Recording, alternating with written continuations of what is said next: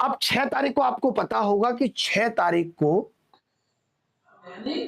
DCP office से हमें permission मिली कि 150 लोग आकर के आप जंतर मंतर पे बैठ करके अपनी आवाज उठा सकते हैं। तो मैं ये चाहता हूं कि उन 150 लोगों में हमारे साथ देश के बड़े आईएएस आईपीएस ऑफिसर जो रिटायर हो चुके हैं, जो इस खराब सिस्टम को बहुत अच्छे से समझते हैं, मैं ऐसे लोगों को इनवाइट करना चाहता हूं, कहना चाहता हूं, आह्वान करना चाहता हूं कि आप सबसे हाथ जोड़ के रिक्वेस्ट है कि आप हमारे साथ आएं और बैठें और सरकार से हमारे साथ मिलकर के सवाल पूछें, क्योंकि आप इस सिस्टम को बहुत बेहतर से समझते हैं। मैं देश के उन एमपी से रिक्वेस्ट करना चाहता हूं जो सच में इसीलिए एमपी बने कि हम समाज को सुधारना चाहते हैं। जब सब ऐसे लोग साथ आएंगे तभी शायद कुछ बात बनेगी। मैं देश के विपक्ष के नेता राहुल गांधी जी से भी ये कहना चाहता हूं कि आप भी इस आवाज को बुलंद करें, सबके साथ आके सवाल पूछें। ये सच में सही वक्त है जब सिस्टम को सुधारा जा सकता है। हम अब और कितना इंतजार करेंगे। मैं ये चाहता हूं कि मेरे लिए लड़ाई आखिरी हो। मैं देश के एमपी जिनसे जो ये खुद भी कह रहे हैं कि हम आपके साथ मिलकर आवाज उठाने को तैयार हैं, हम नहीं चाहते। सोचिए आप कि इन्होंने शिक्षकों के खिलाफ एफआईआर कर दी, ये कितना गलत था। क्या कोई बता सकता है, क्या कोई एक ऐसा प्रूफ दिखा सकता है कि किसी शिक्षक ने कोई उत्पात मचाया हो? कोई बता सकता है किसी से गलत शब्द का इस्तेमाल किया हो जिसके बेसिस पे आपने एफआईआर कर दी? अगर दम है तो एफआईआर करिए। जो लोग ये करप्शन कर रहे हैं उसके लिए एफआईआर कराने के लिए लोग चिल्लाते रहते हैं, पेपर लीक हो गया है, ये पेपर माफिया है जिसने लीक किया है, और सालों तक एफआईआर नहीं हो पाती है। और यहां एक शिक्षक जो आराम से अपनी आवाज उठा रहा था, आपने उसको डिटेन करके पुलिस थाने में बिठा दिया। और कब तक आप ऐसे आवाज दबा देंगे? फिर आप कहते हैं कि ये एक लोकतांत्रिक देश है। बताइए। तो 6 तारीख को अगर हम 3 घंटे के लिए भी जंतर मंतर पे बैठ रहे हैं तो मेरी सबसे गुजारिश है, मैं अब कितनों के नाम लूं, बहुत सारे सांसद हैं। एक सबसे यंगेस्ट सांसद हैं पुष्पेंद्र सरोज जी।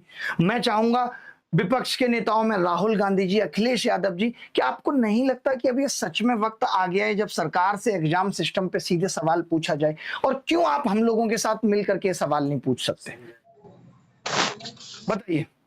तो मेरी आप सबसे गुजारिश है, जितने भी लोग, मैंने बहुत सारे लोग जो हमारे लोगों ने बताया, भीम आर्मी टीम के जो चीफ हैं चंद्रशेखर रावत साहब, आम आदमी पार्टी के अरविंद केजरीवाल जी, मनीष सिसोदिया जो कहते हैं कि मैं शिक्षा को बहुत बेहतरीन से समझता हूं, संजय सिंह, राघव चड्ढा, क्या आप लोगों को नहीं साथ आना चाहिए? तो मैं ऐसे 150 लोगों का हम लोग एक ग्रुप बना रहे हैं कि ऐसे 150 लोग, जिसमें से लगभग 10 से 12 लोगों से हमारी बात हो गई है, बाकी से मैं चाहता हूं कि वो तो बहुत बड़े लोग हैं, लेकिन हाँ, उनके पीए हमें प्लीज इस नंबर पे मैसेज करें और ये कहें कि हम आपकी आवाज बनने को तैयार हैं। हम एग्जैक्ट 150 लोग उस दिन जंतर मंतर पे बैठ के गुजारिश करेंगे कि डीओपीटी मिनिस्टर आकर के बात करें। शायद उनको लग रहा होगा कि देश के शिक्षकों की उतनी औकात नहीं है, लेवल नहीं है कि उनसे बात किया जाए। तो हम चाहते हैं कि देश का विपक्ष हमारे साथ अगर आके बैठता है तो आप उनसे बात कर लीजिए, हमारी आवाज को उनके थ्रू सुन लीजिए, लेकिन सुनिए, ये हम चाहते हैं। तो आप सबके कनेक्शन में होंगे, आप सब लोग पूरे देश में सुन रहे होंगे। अगर आपका सांसद हमारे साथ आके बैठ सकता है तो इससे बड़ी बात कुछ नहीं होगी। हम इस चीज को बहुत सही तरीके से लेके जाएंगे। देखिए, मैं फिर से एक बात कह रहा हूं, आजादी एक दिन में नहीं मिली थी। बेरोजगारी, भ्रष्टाचार की जड़ें, बेरोजगारी या खराब सिस्टम में इतनी गहरी हो चुकी हैं कि एक दिन में कुछ ठीक नहीं होगा। धीरे धीरे चीजें मिलेंगी, कभी 10 चीजें मिलेंगी, कभी कुछ चीजें कोर्ट से मिलेंगी।